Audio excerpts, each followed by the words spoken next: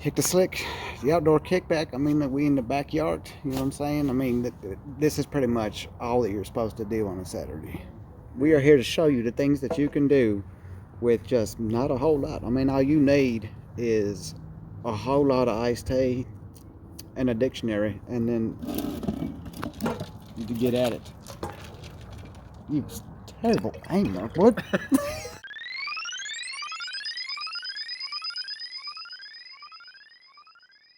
This here is a story about a man named Pete. All right. So, Pete was the exception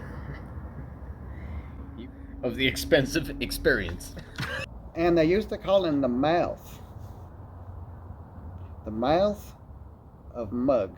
And as the mouth of Mug, he was expected to eat many plums. Which led him to need a plunger that inspired him to write a poem. And then it was time for ice cream identification to illuminate his imaginary immunity. For it was the grand design to destroy the devil. This is the story of the world. He had an estate at the time of his eulogy. I just killed him. I just killed him.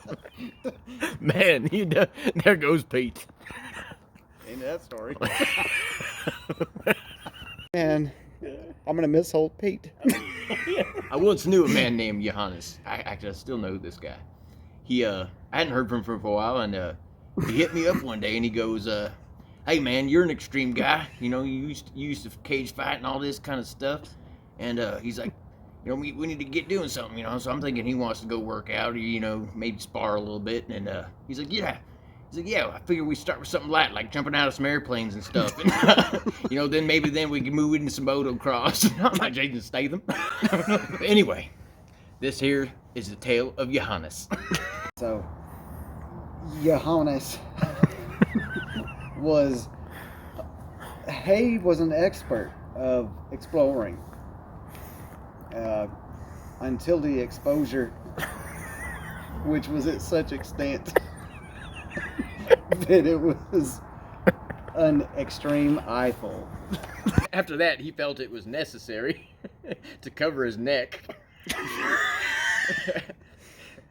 Otherwise, people might start thinking negatively of him. So he moved to Nevada. But he was still a conservative. With Constitution, every time he consumed the content of his continent. He consumed it to its core, which was full of corn, and which could relieve his cough. At first he was a burglar, and he worked with Bush. While he was in Michigan, he found a microphone, and he sang into it until midnight, and then he migrated into the next millennium. And that's what made him extremely distant. He rode on a dolphin inside of a dome.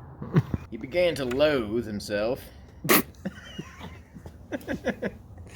because all of the people at the local tavern started to lock all their doors because they used their logic. And he began to feel lonely. He was an icon of ignorance. And most of what he did was illegal, illegitimate, and of much imagination. Things started to get a little hectic. So he decided to heed the warnings of the elders And in spite of his heinous acts, they were willing to bestow upon him the helmet. It was a symbol that he was going to be the leader of the herd of heretics.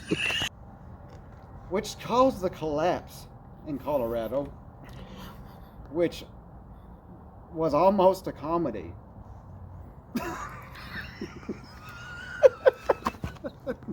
Good enough. That's good enough.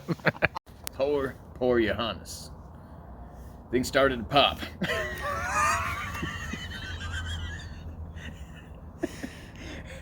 and the Pope got off his porch and gave him a portion of positive prosperity. But it had yet to put a dent in his destiny. So he decided to make a deposit in the depth of his desert. Now, he was no expert on anything, but he did explode. Oh my God. And then he was extinct. There goes Johannes. Oh, yeah, we killed him too. Oh man, look, we done killed 2 people tonight. It's a double homicide. Well, God bless you, buddy. Thanks for coming by. Yep, you can go to Hilton. You have gone 80% of your life without having matching socks. Well, that's something coming from a guy that found his hat in the garbage. Your breath is so bad that it could knock a buzzard off a poop wagon. Your mom. Back where you came out the gate. That's bold talk for a one-eyed fat man. After growing up as your brother, I needed all kinds of therapy. Would you get a hold of yourself? You grew up drinking swamp water. It's not all it's cracked up to be. Crack. Crack kills, buddy. You're wrong. Oh, man. Sometimes I question the things come out of your mouth.